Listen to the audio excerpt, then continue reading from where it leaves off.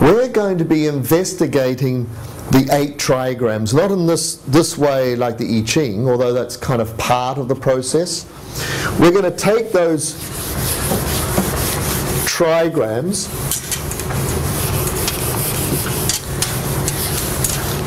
and apply them to Feng Shui techniques.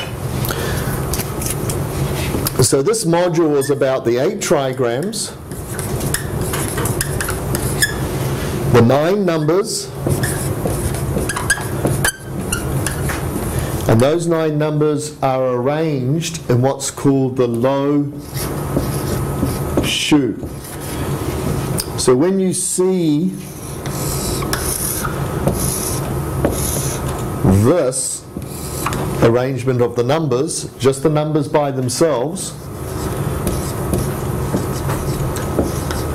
and we'll be getting extensively into this later, that arrangement, that's called the Lo Shu.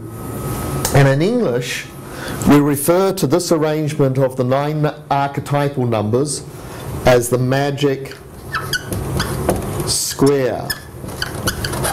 And the definition of a magic square is all the numbers add up to the same. Right? So in this case, this is your core magic square. This is the root, the core. And then from here, all the other magic squares are created. So this is a 3 by 3. So all the numbers you'll see, if you go this way, this way, this way, add up to 15. So the definition of a magic square has to be consistent. And you see that consistency creates the unity. So it becomes a map of universal order. Now you also get 4 by 4, 5 by 5, 6 by 6, 7 by 7. If we have a chance, we're going to look at later on the 8 by 8 and the 9. Well, the 9 by 9 is pretty fascinating as well. In the Western esoteric traditions, they would allocate a magic square to one of the planets.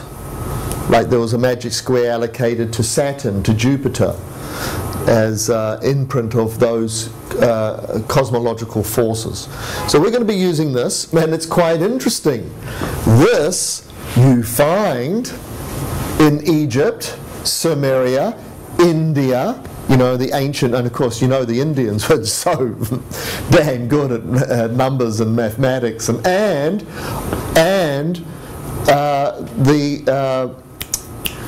how do you refer to, you know, before pre-Islamic, is we just say Arabic, the Arabic cultures, they were incredible with in fact it's said that they were the ones that actually came up with the concept of zero.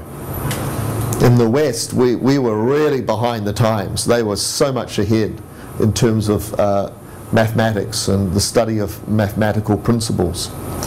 And of course you find it in China and Peru, etc. So it's a universal map that's come from the ancient world. So we're going to be using that. So far we've got the 9 archetypal numbers. The numbers just repeat. Once you get to 9, all other numbers are just based on 9. You know, 19 is 2 cycles of 9 plus 1. Right? So they just repeat from that. So we look at the core archetypal dynamics here. And we're going to be relating this back to the 5 elements, which we studied in Module 1. And you know, we'll do a review of that. You're probably getting pretty good at the 5 elements now. But this is made up of the 5 elements as well. And then all of that gets applied to our Feng Shui techniques.